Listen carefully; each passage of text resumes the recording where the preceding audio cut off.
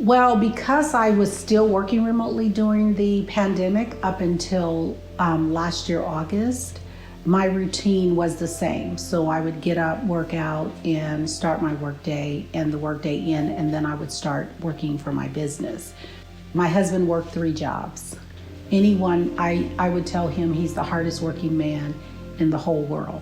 And so going from 3 jobs to us getting this call about his health, and we just thought it was just a normal, we're going to go to the hospital, things are going to be fine. And from that moment, which that was November 2020, things got really challenging, but they did not get super challenging until 2021.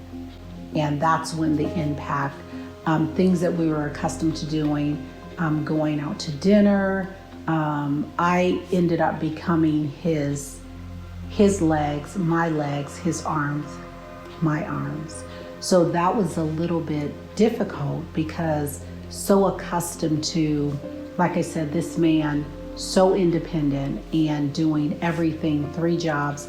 And we would say it's 2 speeds. He's either working or sleeping. And so to see him completely immobile or having a challenge with his mobility was an adjustment for both of us. We had received some disturbing news that my brother-in-law his body was found decomposed in his home. He had passed away. So I had put in 5 days bereavement is what the company allowed. And so we were planning August 30th to go to that. The funeral was going to be that week. On August 27th, I had, like I said, I was blindsided, and I received a call that basically said that I was released from my job. And we hear scriptures and we're like, all things work together for the good of those that love the Lord. But when it happens to you, you're just like, what happened? I felt belittled.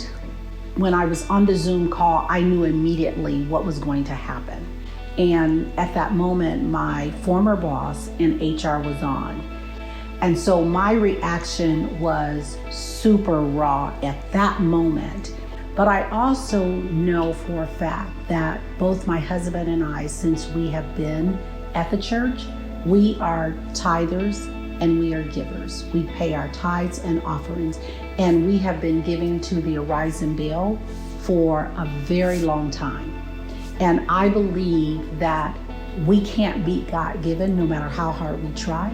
And I just believe that He opened the window of heaven and just showered us with blessings because of our commitment to Him, to the Word of God, standing firmly on the Word of God. But I also believe because we are tithers and we give. And so it really was a blessing, because as soon as that happened on that Friday that I was released, on the 30th, I get an email stating that I had received the largest contract with my small business. So besides working remotely for this company, I have been operating a small business since 2012. It was absolutely amazing to get terminated on a Friday and get an email on Monday saying, you have landed a contract. So one of the largest retailers advertised on my podcast. So my company is Arlene Richards LLC. I'm in a media and podcast production company. And just to see how God moved that quickly, it was just amazing. And not only did He do it in terms of that contract, right? Another app came, they found me and said, I would like you to produce content for our app. They quoted me one price. I negotiated where they increased it 500%.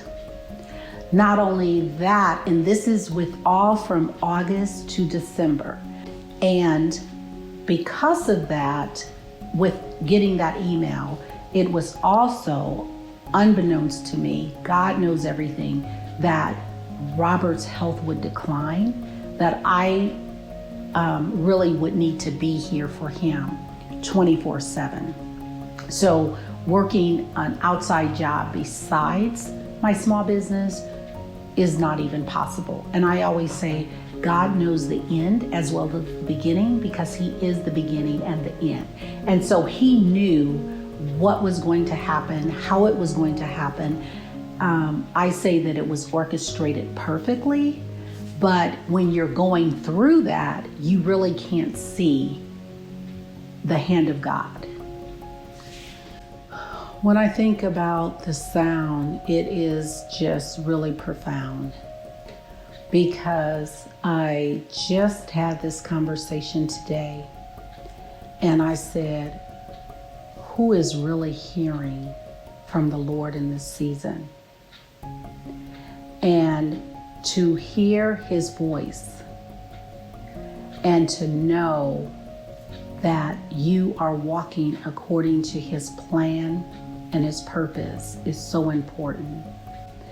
And we do have to drown out the noise. And we have to affix our eyes on the word and the message. As a Christian, just putting your face to the carpet and praying and saying, Lord, what are you saying? And I'm in a season right now in my life, when you talk about the sound, that is so important.